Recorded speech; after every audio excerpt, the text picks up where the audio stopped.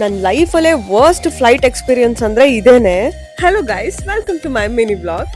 ಸಾಗರದಿಂದ ಹೊರಟು ಚಿತ್ರದುರ್ಗದಲ್ಲಿ ಒಂದು ಸಣ್ಣ ಲಂಚ್ ಬ್ರೇಕ್ ನ ಮುಗಿಸ್ಕೊಂಡು A to B ಅಲ್ಲಿ ಕಾಫಿ ಬ್ರೇಕ್ ನ ಮುಗಿಸ್ಕೊಂಡು ಸೀದಾ ನಾವು ಬಂದಿದ್ದೆ ಕೆಂಪೇಗೌಡ ಇಂಟರ್ನ್ಯಾಷನಲ್ ಏರ್ಪೋರ್ಟ್ ಗೆ. ಲಗೇಜ್ ನೆಲ್ಲ ಟ್ರಾಲಿಗೆ ಹಾಕೊಂಡು ನಮ್ಮ ಬ್ಯಾಂಗ್ಳೂರ್ ಏರ್ಪೋರ್ಟ್ ಅಲ್ಲಿ ಬ್ಯಾಂಗ್ಳೂರು ಸೋಲ್ಸ್ ಅಂತ ಒಂದು ಹೊಸ ಕಲಾಕೃತಿನ ಮಾಡಿದ್ರು. ಸೊ ಅದನ್ನ ನೋಡೋಣ ಅಂತ ಬಂದ್ವಿ. ನೋಡ್ತಾ ನೋಡ್ತಾ ಟೈಮ್ ಹೋಗಿದ್ದೆ ಗೊತ್ತಾಗಿಲ್ಲ. ನನ್ನ ಫ್ಲೈಟ್ ಟೈಮ್ ಕೂಡ ಆಯ್ತು.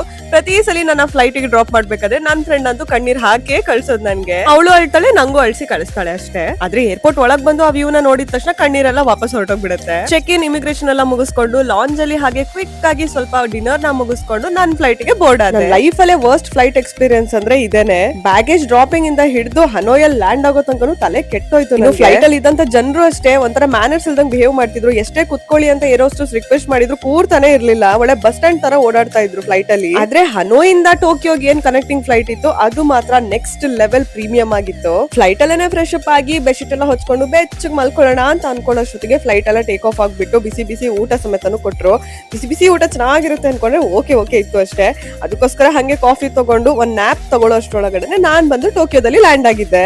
ನನ್ ವರ್ಕ್ ಇರೋದು ಇಂಡಿಯಾದಲ್ಲಿ, ನನ್ನ ಹಸ್ಬೆಂಡ್ ವರ್ಕ್ ಮಾಡ್ತಿರೋದು ಜಪಾನ್ ಅಲ್ಲಿ. ಸೊ ಈ ಲಾಂಗ್ ಡಿಸ್ಟೆನ್ಸ್ ಇದೆ ಅಲ್ಲ, ಒಂಥರ ಕಷ್ಟ. ನನ್ ಗಂಡ ನೋಡಿದ ತಕ್ಷಣ ಅಂತೂ ಮರುಭೂಮಿಯಲ್ಲಿ ವಯಸ್ಸು ಸಿಕ್ಕಂಗ ಆಗೋಗ್ಬಿಡ್ತು ನಂಗೆ. ಸೊ ಇನ್ನೇನು ಜಪಾನ್ ಅಲ್ಲಿ ಲ್ಯಾಂಡ್ ಆಗಾಯ್ತು. ಇನ್ನು ಹಸ್ಬೆಂಡ್ ಜೊತೆ ಸೇರಿ ಜಪಾನ್ ಎಕ್ಸ್ಪ್ಲೋರ್ ಮಾಡೋದು. ಇನ್ಮೇಲೆ ನಿಮ್ಗೆ ಜಪಾನ್ ಕಂಟೆಂಟ್ಸ್ ಡೈಲಿ ಬರುತ್ತೆ. So thank you for watching. Bye bye.